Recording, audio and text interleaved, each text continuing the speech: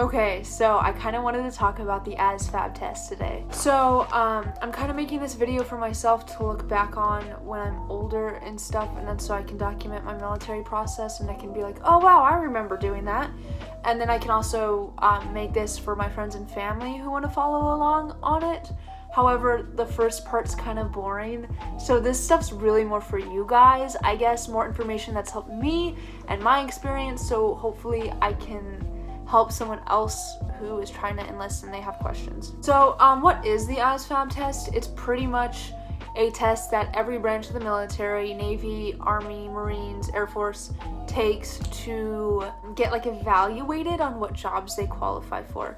It's basically for the military to go like, okay, what are you good at? Here's some questions. Depending on your answers, then they're like, okay, so you're probably better in these jobs. You might not be good in these jobs, or we can't let you do these jobs.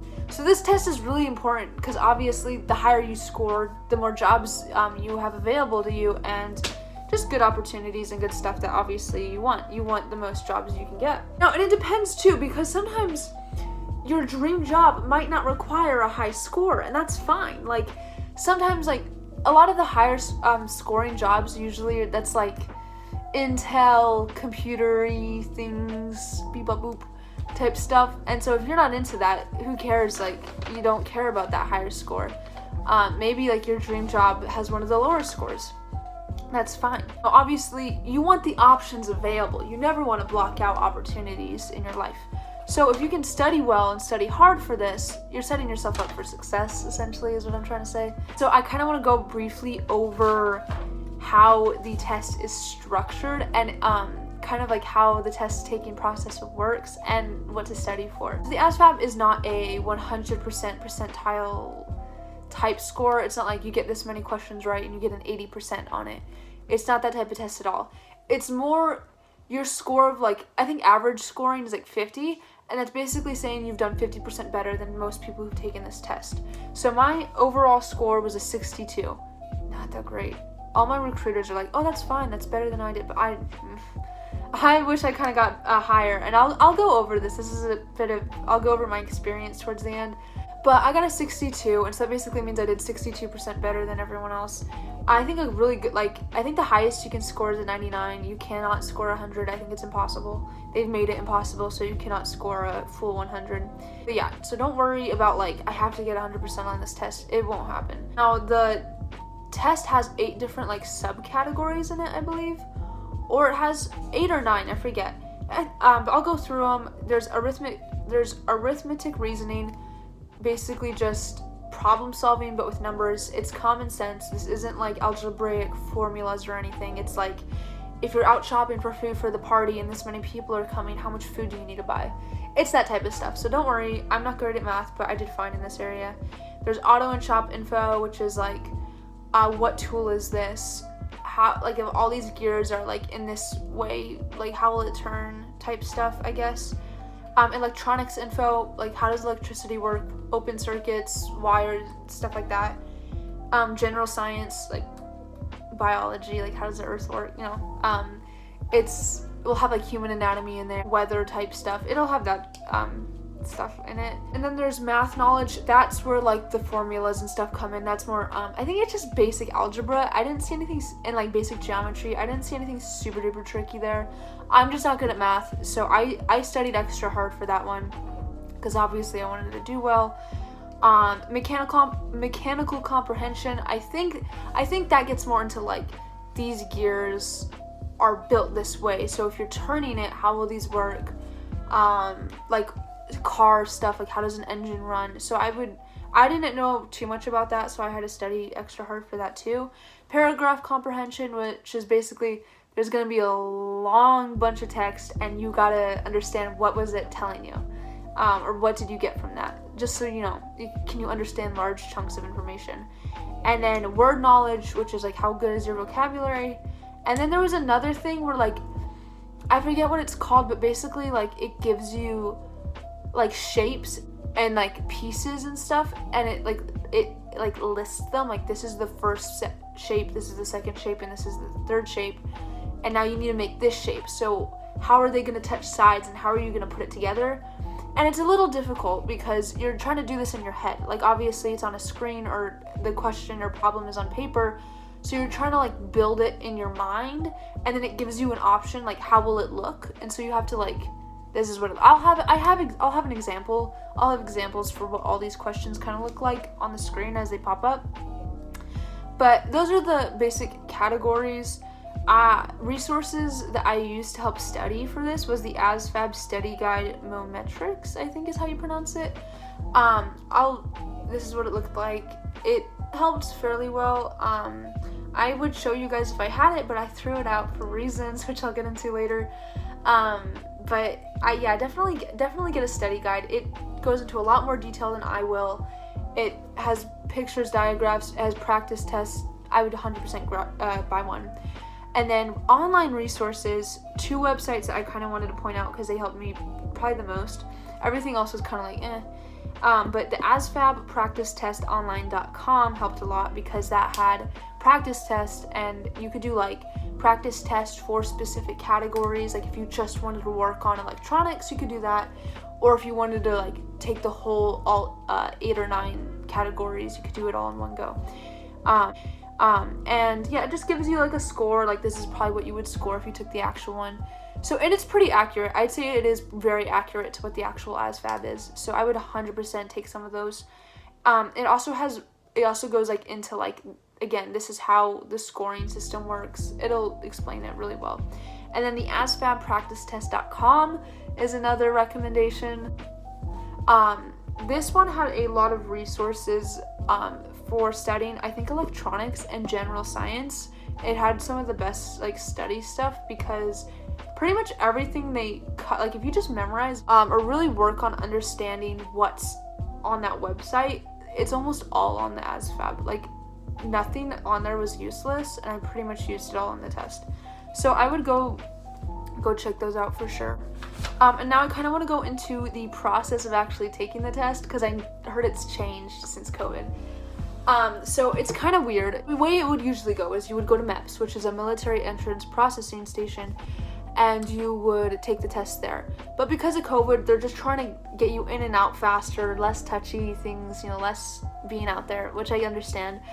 So you go home, you take the test at home. Your recruiter will send you a link and you will take the test at your house. It's called the ICAT, I believe.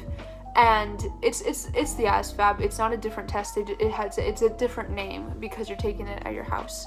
Take the ICAT and then you go to a MEPS processing station and you just take like a mini ASVAB, and the way it works is the percent that you got at your house, once it's in once the score that you got at MEPS is relatively the same, boom, you're done. You can stop taking the test. You don't have to retake the entire test. You just probably answer 10 minutes worth of questions, and then they log you off and you just keep the score you got at your house. Or you're at the processing station and your score is either a lot lower than the test you took at your house, or it's a lot higher than the test you took at your house, or sometimes they just randomly make you retake the entire test. If one of those 3 things happen, you have to take the ASVAB twice, and you have to take the ASVAB fully at MEPS. So yeah, it sucks. So I personally did not go to MEPS to take the ASVAB because I was waiting a while to go to MEPS. So my recruiter had me go down to a MEPS, or a remote MEPS processing station in my city, and I took the ASVAB there. I took the ICAT. I got a 72 on it. It was pretty good. And then I went to the actual place and I got a 62. I don't know what happened. I'm pretty positive I was starting to score too low, or they just randomly picked me and I had to retake the entire test at MEPS, which kind of sucked. It really did, because I was feeling really good about it at my house. Don't cheat, literally don't cheat, because again, if you cheated at your house and you got a good score there, when you go to MEPS and you score terrible, they're gonna see that and they're gonna notice that something's up, or and you're just gonna be stuck with the lower score. So really study, don't try to cheat your way out of it or anything. The day before I went to take my test, I got terrible sleep. I was nervous, and so when I woke up the next morning, I woke up really early. I had to drive a little bit out of town to go there, and they basically made you sign in. Your recruiter will have you do COVID things basically saying like, I have not gotten COVID, and you sign it, he signs it, and you bring it to the station and they check your temperature, they do all that. And then I was in a room with a bunch of computers. There was a bunch of other people taking the test with me. I think I was one of the first people in the room, and I was having a terrible time focusing. Like, I'm telling you, I was so out of it. So when I got there, and I think I was answering the questions, waiting for it to kick me off, waiting to be done with the little mini test, but it didn't stop, and I kept going, and I realized, like, oh, great, I have to retake the entire test. So I was really stressed out because I was not in the mind state, like, set to take a test. I was forgetting everything I studied for, and then, like, people were talking in the room, which I don't understand why they were talking, but for some reason I didn't tell them to stop talking either, because they were, like, working there, so I felt rude or whatever. And, if someone's talking, like, please ask them to stop. I should have asked them to stop. It probably would have helped a lot, because I could not focus. I was, like, on the verge of tears, which sounds so pathetic, but I seriously was so frustrated with myself because I did not feel like I was understanding what they were asking. I felt like I was answering wrong. And I still got above average. I think average is 50. I got a 62. But still, I was really, like, I got a 72 before, which was super impressive. I qualified for every job in the Air Force with that score. I did not qualify for every job now, which sucks, but it happens. I'm not devastated. But yeah, I got a 58 in mechanics, a 56 in administration, a 68 in general, and a 67 in electronics. And then when you put them all together, it was a 62. Just overall branches, over everything, like, I could say 62, and that, like, is the just general what my score from the test was. So I definitely recommend you get sleep the night before. I wish I got more sleep the night before. I wish I was just more, like, in a mental state to take the test, because yeah, that was kind of sad.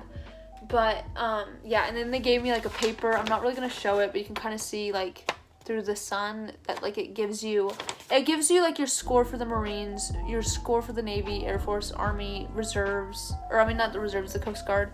If you go into the Reserves, you have to take this test too. It gives you just, like, your standard, like, scores, I guess. What did I score highest on? Ooh, where's my mathematic knowledge? I scored, like, a 48. That's terrible. I'm not good at math.